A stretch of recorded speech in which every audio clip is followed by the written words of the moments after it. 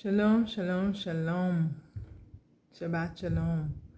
This is the day that YAH has made, and we will rejoice and be glad in it.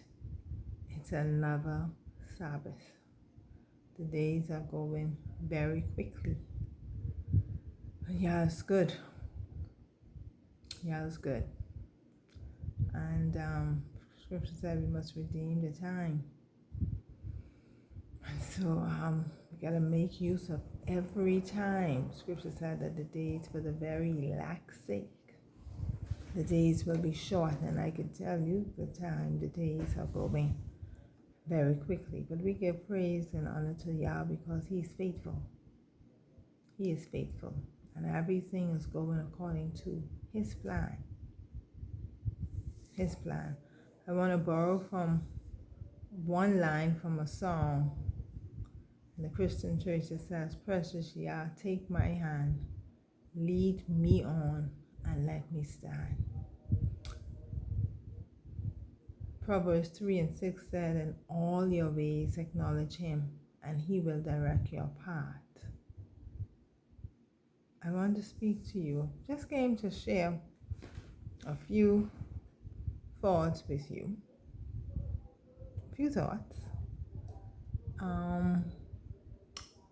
We got in the last week of April, which I found very interesting. It was a very interesting week. We're in the month of May, but last week of April was very interesting. A story came out of the state of Israel that really caught my attention, and there was a commentary on a channel on YouTube that I follow, and that was also very interesting, reading the comments. And so what I have to say to you is those two stories are the backdrop for what I have to share. Because as I reflected on them, I wanted to speak about each of them separately. But then when I reflected on them prayerfully, what came into my spirit was to say to you that you are to follow the instructions Yah gave to you. Okay? But to get into what we're talking about. Okay, there was a news report of African Hebrew Israelites or African Americans who identify as Hebrew Israelites who lived in the state of Israel for over 50 years, and they were given 2 months to leave. This would have been the end of April. Okay? They went to the state of Israel in the late 60s after it was revealed to a man who later became the leader of the group by the Most High that they were African Americans, were the true descendants of Jacob. So the Hebrew Israelites from the U.S. journeyed back to the land. The present spokesperson, I heard his testimony on Facebook and his testimony via a news channel in Israel. They interviewed him. That's when I first saw it on YouTube. And he said that he said that over 400 persons left the U.S. in the late 50s, but only about 100 or more, a little over 100, entered the land. And according to his story, they were all given citizenships. And these citizenships was later revoked because of political interference. And he's believing that because of the color of their skin. So after being in the land for all these years, a few of the family of 46 Israelite families that were given 2 months to leave. Okay, and I want to give you some history.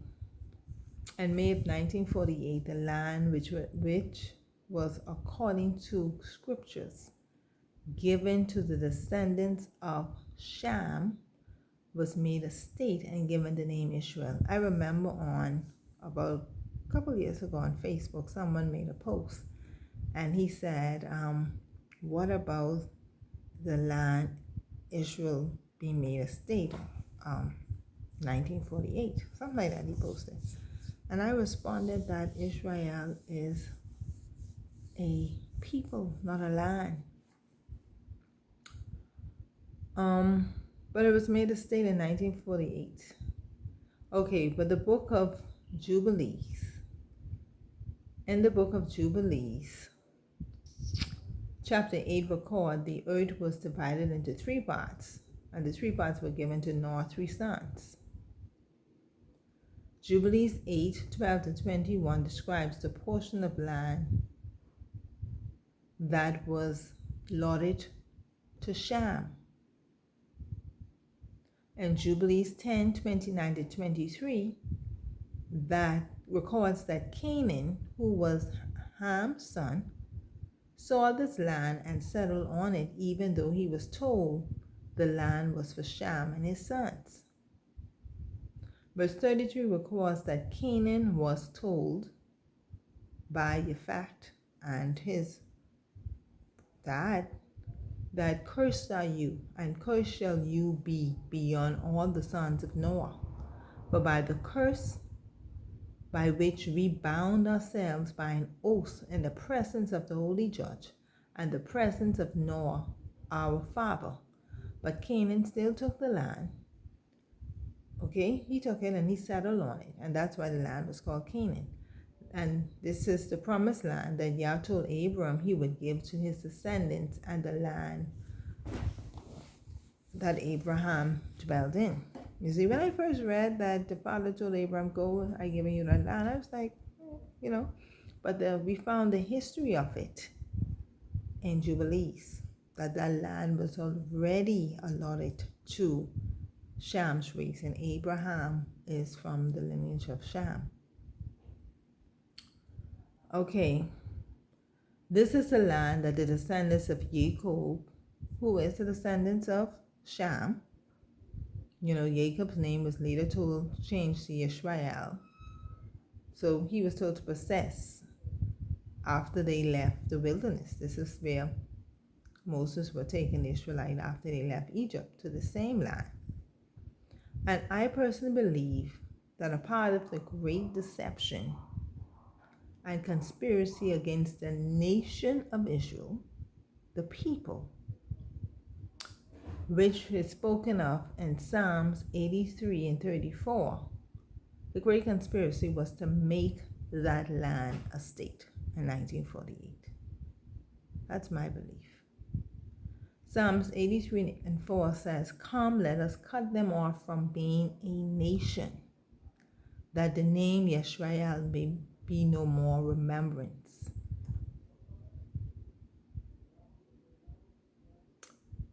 So when the name Israel is spoken, people immediately think of a piece of land. They don't think of the nation. And that's what the guy was referencing to. They don't think of the nation of Israel. When they say Israel, they think, about the land? No, I'm talking about the people. Okay? They immediately think of the land and not the nation of Israel, the people. Because Jacob's descendants are Israelites.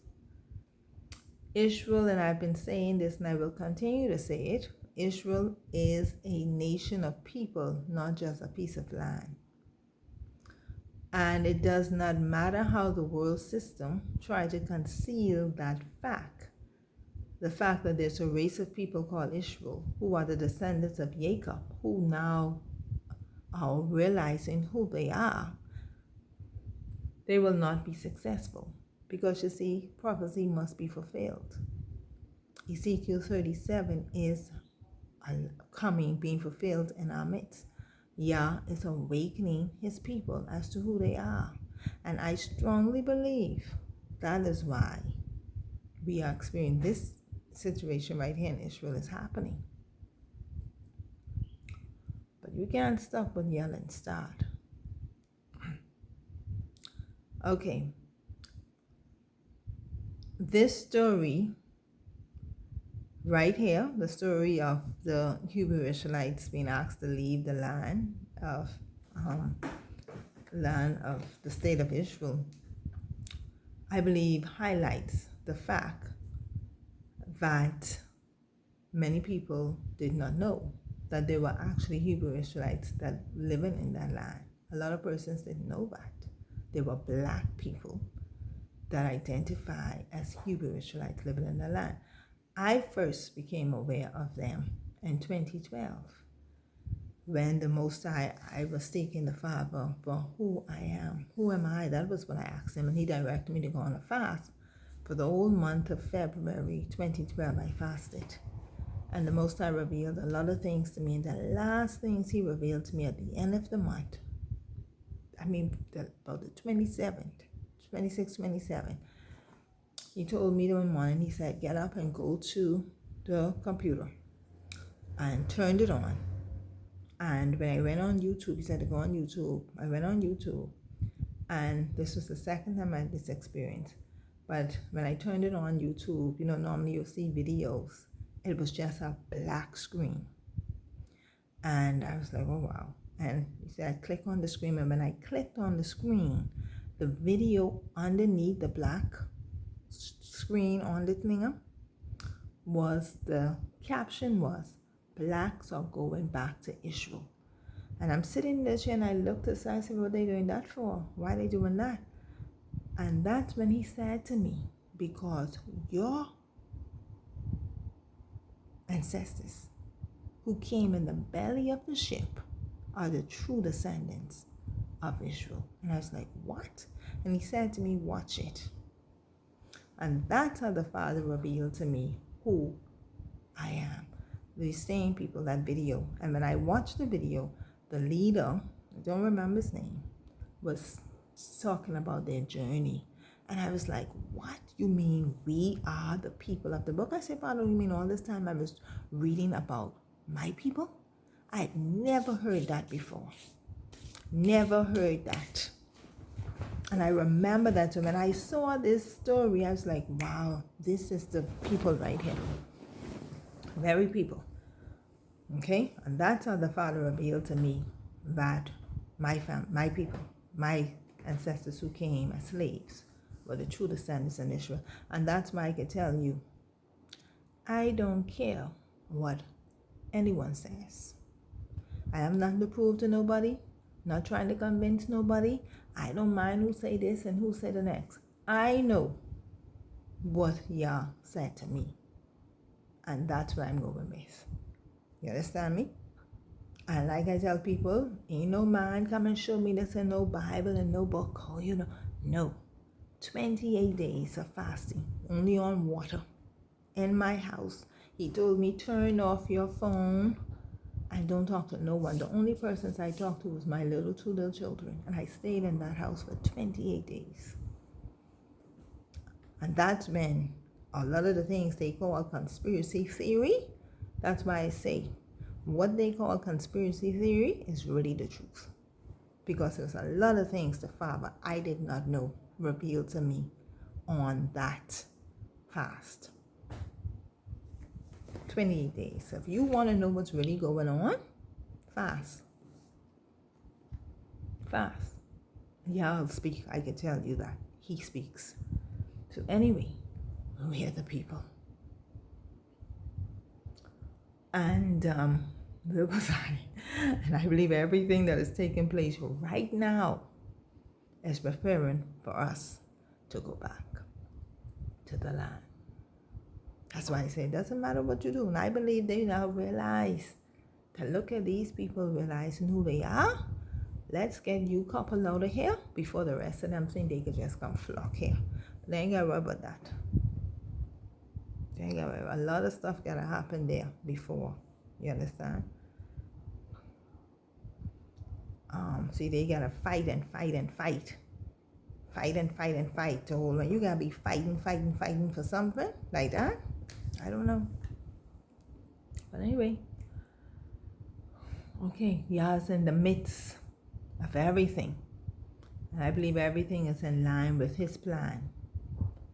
Okay, and so for this story, I believe to be unfolding at this time is no coincidence.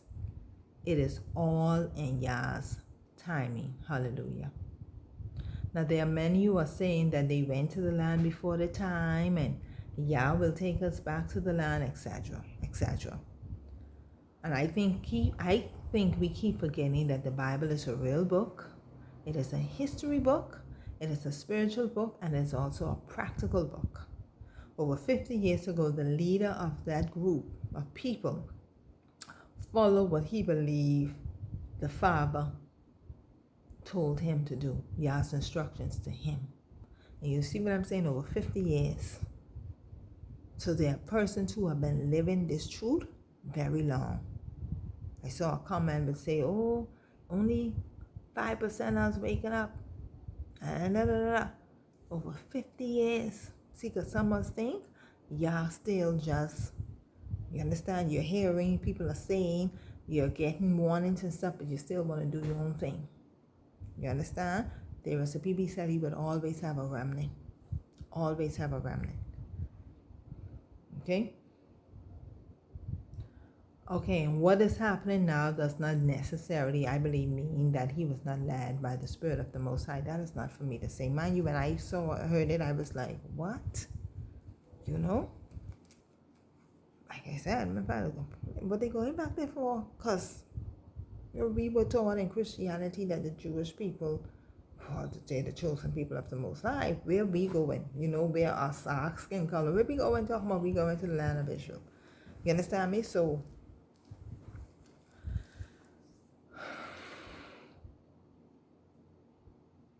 I think for the story to be unfolding right now is very significant. And I believe that it is a start of what is about to happen in the earth to show who the chosen people of Yah really are. And I will definitely continue to watch this story. I even started watching the news in Israel, child. I want to know. I started watching the news coming out of Israel. So, Yashrael, Yah will fight for you, and you will hold your peace. Exodus 14:4. Okay? So, the second thing that I want to mention is there's also a very active conversation that is taking place right now on YouTube regarding people going back to Africa. You know, Israel is in Africa. The land is in Africa. So it's all about going back. The gathering is what they're talking about. And, you know, some believe that Africa is the wilderness that is spoken of in the scriptures, versus other persons are saying, oh, the U.S., it's the promised land. I get all kind of question marks there, but anyway, I'm not gonna get into that. You know, I'm passing it right by. And there are many persons who are having their interpretations of the scripture. We always have that, and many dreams, and many prophecies. And everyone is vigorously on these YouTube channels trying to debunk each other's theory about what the scriptures say about what is going to happen and how it's going to unfold. Okay? But I want to encourage you, and this is what the Father's placed in my spirit when I looked at both of these stories. I want to encourage you, individually you, to seek Yah for where you are to be at this time and the years to come. You find out from Yah. Find out from Yah. Yah knows the plans He has for you. We are admonished in Proverbs 3:6 to acknowledge Yah in all our ways, and He will direct our path. I just was saying to some sisters, you know, we take a lot for granted. And we get up in the morning and we have our plan. So I'm going to go to the mall and I'm going to drive straight up the South Road. That's our plan. And we go, right? And we think it's very simple that, oh, I ain't got to pray about that. I go. You go and you meet this big accident or something like that happen. You know, understand me? And if you had said, Father, yeah, which way should I take? Should I go this way or should I go there? He may tell you, no, don't take the south road. Take the north road. It's as simple as that. You understand me? Because he knows what's happening on the south road. But you don't know. You understand me? But many times we take these things for granted. And we think, oh, well, he gave me wisdom. Yes, he did. And the greatest act of wisdom is acknowledging him in your ways, in all of your ways. You understand? That's humility. I've said many times, although you have many self-proclaimed prophets, dreamers, Yahushua left the Ruach HaKodesh, who will teach you and lead you into all truth. And that's not to say that you shouldn't listen to other persons. I listen, but I can tell you one thing, I don't jump up and just do what they say. I just pray. And a lot of persons always had a problem with me with that, because I'm supposed to just follow you just because you come and say, no. Let me go and seek the Father on what you say. That's wisdom.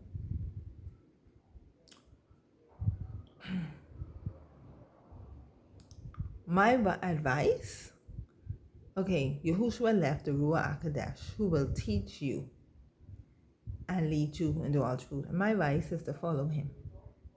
Do not take for granted that you are where you should be. Ask him. Do not take for granted that because you are keeping Yah's commandments, statute, and law, that means that you can stay where you are, wherever you are, and you will be sustained and protected. In trouble.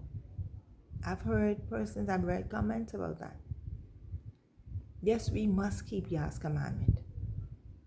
You understand me? And I'm not saying that you won't be sustained because you are keeping Yah's commandment. I'm not saying that. You understand me? We must keep Yah's commandment.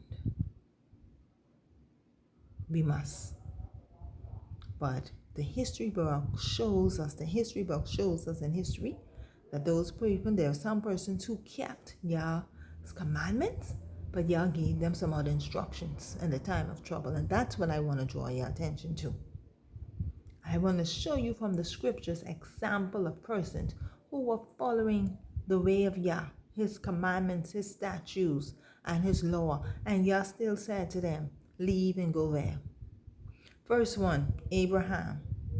Abraham followed the way of Yah from he was a child, we are told in the book of YAH. Learned the ways of Yah from Enoch, from Noah. Christianity would teach us that Abraham was worship idols because his dad worshiped idols. That's not true. Abraham grew up, according to the book of Jubilees, with Noah. When Abraham went back to his dad's house, that's when he was about 50 years old. You understand me? Abraham didn't grow up in the house with his dad. He grew up with Noah. So he learned the ways of Yah. Okay? Yah was quite capable of providing for Abram in famine. But in Genesis 12, Abraham went into Egypt to escape the famine. Do you understand? Okay. Second, in Genesis 26, there was another famine in the land.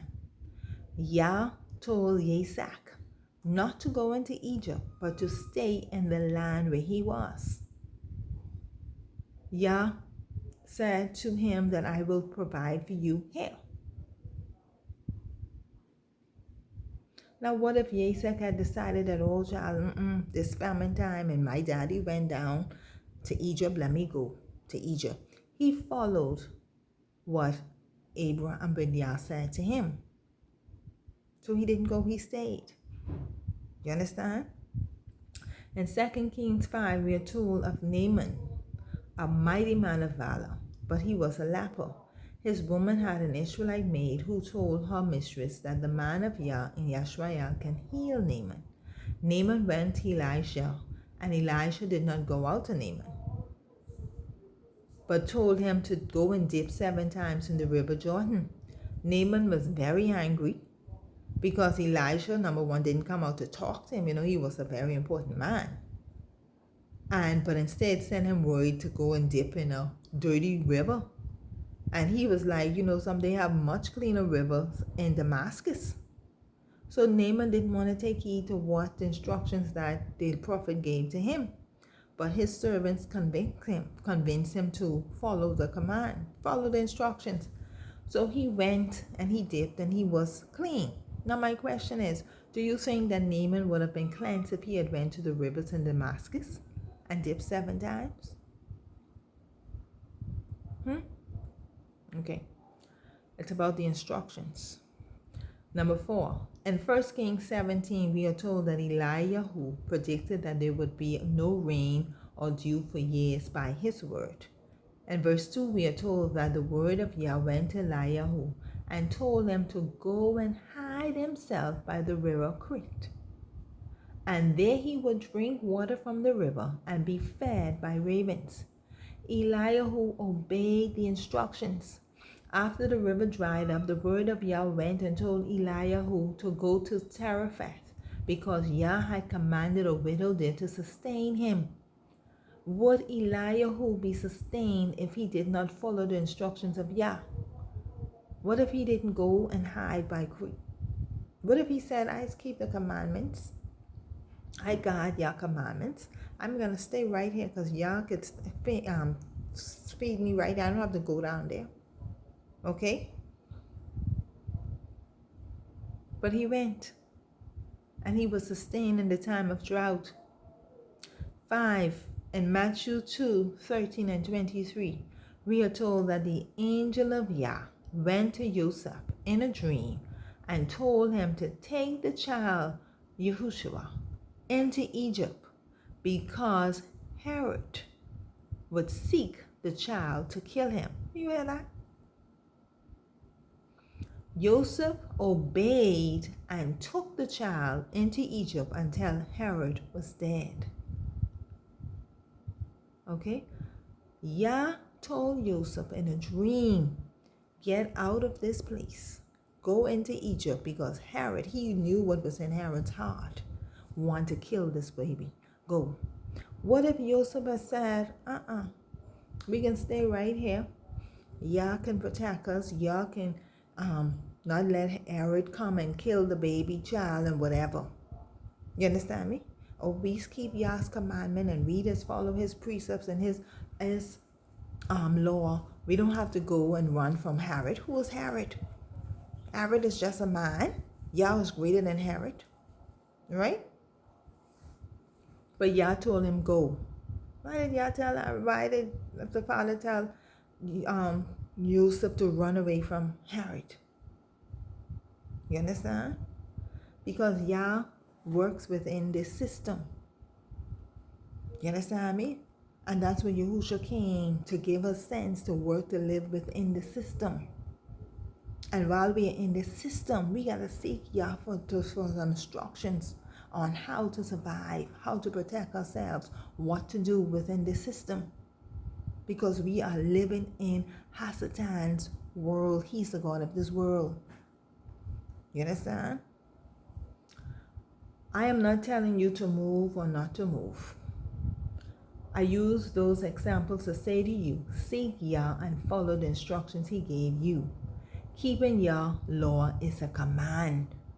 But we have numerous examples like I've just showed you in the scripture, and there are more, where people who kept Yah laws were instructed to go to another place in the time of trouble to be sustained. Elijah ran away from Jezebel. If Yah is revealing in dreams and visions that danger is coming to a particular place, do you think he's revealing that for you to stay there? If you can leave and go to a safe place before the danger comes? We have to be spiritual and also practical. I believe that where Yah guide you, he will sustain you. Too often we do not seek his counsel, and when things does not go according to how we want it to go or how we think it should go, we feel as if Yah let us down. But you did not ask him. You lean to your own understanding, or you follow the words of a prophet and did not confirm that word with Yah before you act. To obey is better than sacrifice. We need to seek Yah for wisdom. Too many of us have asked Yah for wealth, clothes, houses, business, and not wisdom. We need wisdom. I want to encourage you to seek Yah and find out what is His specific instructions for you and these times, and follow Yah's instructions to you. Follow Yah's instructions to you for this time. You understand? It's okay to listen to this one and that one saying this and the next one saying everything else. What is the Father saying to you?